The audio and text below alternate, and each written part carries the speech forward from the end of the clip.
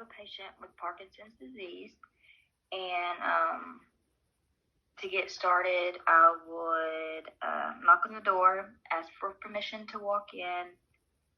I would introduce myself, and I would be Roxy McClain. I'm going to be your occupational therapy assistant student for today.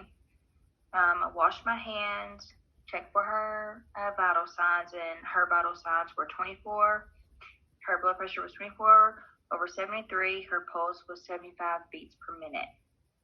I asked the patient if she had any pain. She explained to me that she didn't, but she was a little tired.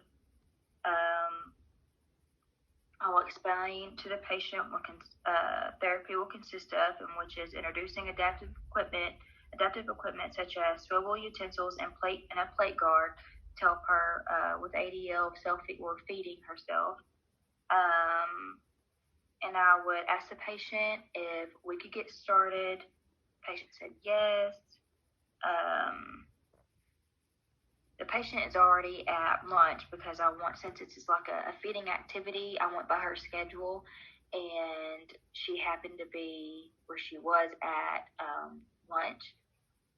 And so the patient was already at lunch, and so I just applied the gait belt. I placed the plate guard on the plate, and then I showed how the swivel utensil worked. And so I held up the swivel utensil and demonstrated on how that worked.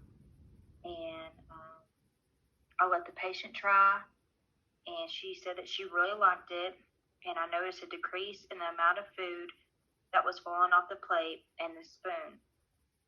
The patient stated that she enjoyed the adaptive equipment, and it seemed to help her, and it made her feel like, because usually when she's trying to eat, she has tremors, and so her food is constantly falling off of her spoon or her fork, and so with the swivel utensils, that was a decrease, and so it made her feel like less of a, I don't know, what do you call it, like a distraction in the room.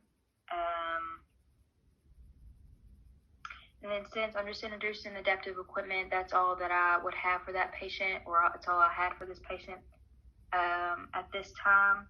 And so she has a walker, and so I instructed her to scoot to the end of her chair and place her arms back behind the armrest, nose over toes, and I instructed her to push off. And then once she got all the way standing up, then she could reach for her walker. And I had my hand on her gait belt while I took her back to her room. She told me that she wanted to sit in her chair in her room so she could watch TV. And so I took her to her recliner, and I instructed her to position herself to where she could feel the back of her chair at the back of her knees, and to place her arms back behind her and to ease herself down. And